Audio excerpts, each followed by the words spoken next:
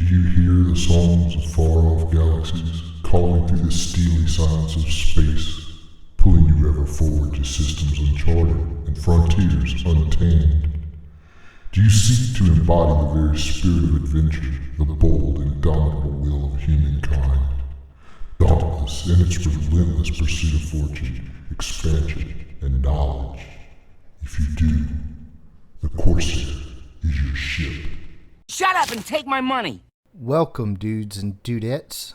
So why am I so excited about the Drake Corsair? Let's take a look and see. The Drake Corsair is listed as an exploration vessel, so I've lined up a few different exploration vessels here in the fleet view. Now, when it comes to the bottom three, they're significantly smaller than these other three. The 600, the Carrack, and the Endeavor. Now, I don't know about you guys, but when I'm exploring, I don't really want to be bothered. I want to get in, explore what I want to explore, get my loot, and get out. Make my money. Now, the bigger the ship, the bigger the signature, the easier it's going to be to scan you down. And the harder it is going to be to protect your ship by yourself. You're going to need to rely on more people. Now, the Carrack is a fine ship. The 600i has some big guns on it. The Endeavor is going to have a lot of different jobs it can do in terms of making money. But these ships are going to they're going to stand out a lot more. They're going to be a lot slower. And they're going to rely a little more on people around them. Now, the Carrack is built to be long range and self-sufficient, but keep in mind, people are going to be able to hunt that ship down a lot easier than something like the Reliant or the Der, for example, because the signature is going to be much larger. It's going to be harder to hide. Another reason I've come to really like the Corsair is because I find myself alone a lot. Now, I left a big organization months ago, and since then I mostly play by myself and occasionally with one or two friends for short periods of time. I don't know how to be come lunchtime, but I do like to sometimes spend alone time with myself playing a game, whether I have access to a large amount of people or not. Now, with the Drake Corsair, the pilot is going to have a lot of firepower in his hands, much more than these other exploration vessels. One could argue it's borderline a gunship at times, and that's one of the things that I like about this ship is it seems like a Swiss Army knife of ships. Like it's a very good ship for the value, well-rounded, that's going to give the player several options of gameplay. When we look at the 600i, which is known for having some pretty heavy firepower on it with 3 size 5s, and it has a couple size 2 turrets on it, in comparison to the Corsair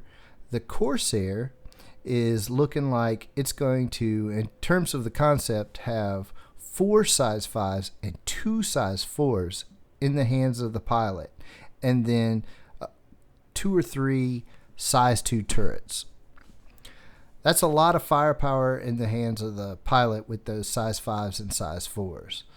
That's going to be a ship that's very capable with one person, and even better with a couple people or a couple NPCs.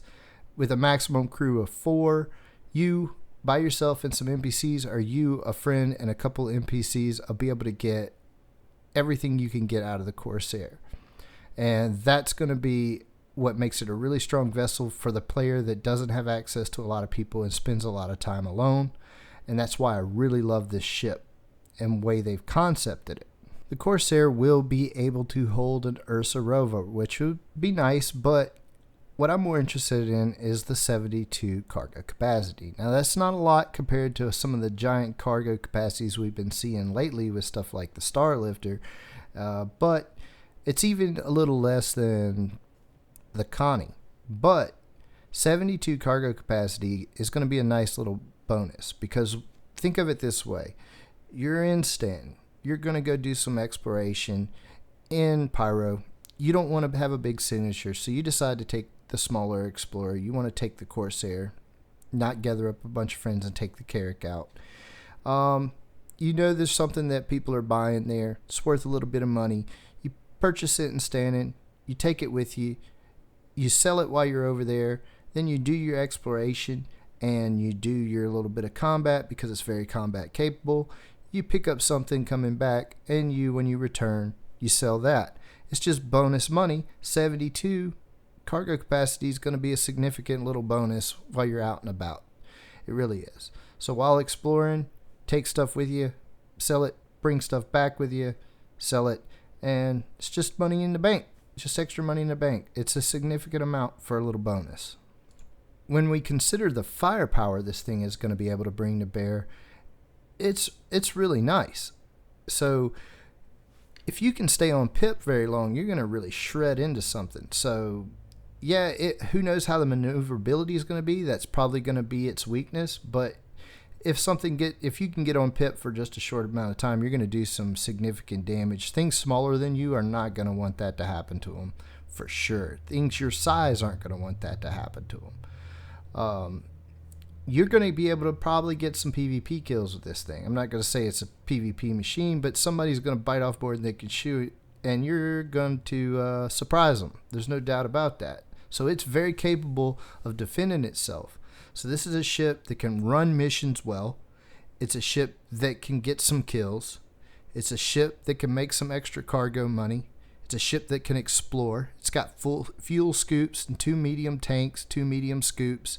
It's going to have some range on it. It's got decent size. It's medium computer and a small computer, I think, and medium sensors. It's going to be able to do what it can do for exploration and not have a large signature. It's not going to be as small as the DUR or the SIN, but still, it's going to keep you a lot smaller and easier to hide than these bigger exploration vessels. Also, one thing when you look at the interior layout, the ship is very much in a straight line. The important bits are close together. You'll be able to run up and down this ship very quickly and make repairs. It'll make life easier on your engineer. When you think of something like the Carrack, you could have problems on the different decks. You're running all over the decks trying to get your repairs in the middle of trouble. The Corsair is going to be much easier to manage in the engineering department. And that's going to be worth its weight in gold when you're damaged out there and you need to get the hell out of the area you've been exploring. I do have a decent fleet with some cool stuff, but I really think this is going to be the one that I spend the most time in personally right now as I see the game. And, tell me in the comments what you think. Do you think that this ship is a well-rounded ship that you would fly? Do you already own it? Is it something that you have and are looking forward to? Or is it something that you think's Drake garbage and you just will never fly it, and Carrack for life, and it don't have a medical bay, and all these other things? Just let me know in the comments what you think.